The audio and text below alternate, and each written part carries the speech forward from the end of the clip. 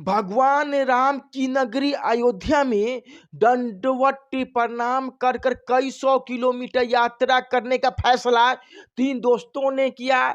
जब तीन दोस्तों ने दंडवत यात्रा प्रारंभ की, दंडवत यात्रा का मतलब कि वह जमीन पर लेट जाते हैं और जमीन पर लेटकर फिर वह उठते हैं और फिर वह जमीन पर लेटकर उतने दूरी की यात्रा तय करते हैं और पूरे दिन में मात्र वह 5 किलोमीटर चल पाते हैं।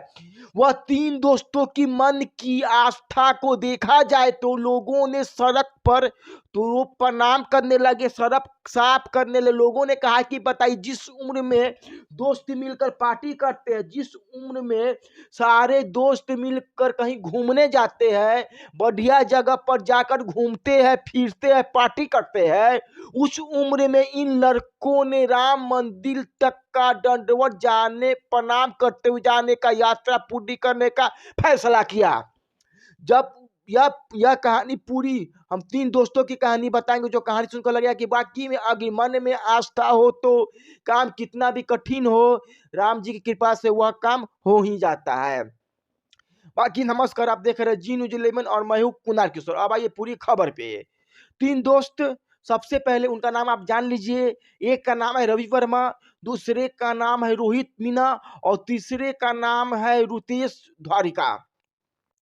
जयपुर से तीनों के तीनों दोस्त अयोध्या के लिए दंडवत, जिसको भूमि पर लेटकर, जैसा हम लोग छठ पूजा वगैरह में देखते हैं कि लोग छठ घाट पे जाते हैं, वैसे ही जमीन पर लेट लेट कर आगे बढ़ते हैं। दंडवत प्रणाम करते हुए जब जयपुर से तीन दोस्त निकलते हैं और रास्ते में उन लोग उनको देखते हैं तो लोगों का आस्था देखिए कि भगवान राम के इन भक्तों को वह प्रणाम करने लगते हैं। उन भक्तों के लिए आगे का सड़क साफ कर देते हैं, उन भक्तों के पीछे जय जय श्री राम का नारा लगाने लगते हैं और वह तीनों के तीनों दोस्त एक साथ जयपुर से आगे बढ़ रहे हैं। 5 महीना उनको अयोध्या पहुंचने में लगेगा और तीनों दोस्त कहानी बताते हैं कि जब भगवान श्री राम का मंदिर बना तब हमने निश्चय किया कि भगवान श्री राम के पास हम लोग दंडवत प्रणाम करते हुए चलेंगे। तीनों दोस्तों में से एक दोस्त ने कहा कि हम सिर्फ सिर्फ जयपुर शहर में तुम्हारा साथ देंगे, मतलब कि केवल जयपुर शहर तक हम दंडवत प्रणाम करते चलेंगे, क्योंकि उसको लगा कि अयोध्या तक की यात्रा इस प्रकार से हमसे नहीं हो पाएगी। बाकी के दो दोस्त एक साथ निकल पड़े। निकले तो तीनों दोस्त, लेकिन तीसरो दोस्त का मन कुछ किलोमीटर यात्रा करने के बाद बदल गया। उसने निश्चय किया कि हम भी अयोध्या में भगवान श्री राम के मंदिर तक, जन्मभूमि तक दंडवत प्रणाम करते हुए अपने यात्रा को पूरी करेंगे।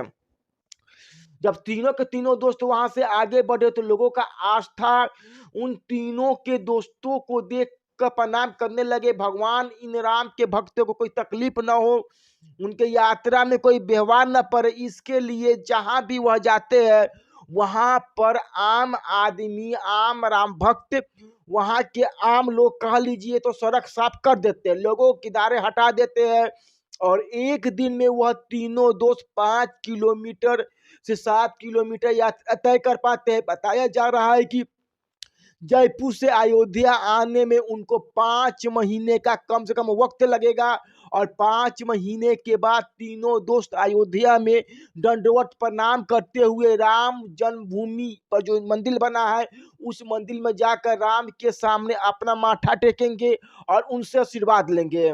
फिलहाल तीनों दोस्ती की कहानी मैं आपको बताई, जो कहानी बहुत अच्छी है, बहुत दिलचस्प है।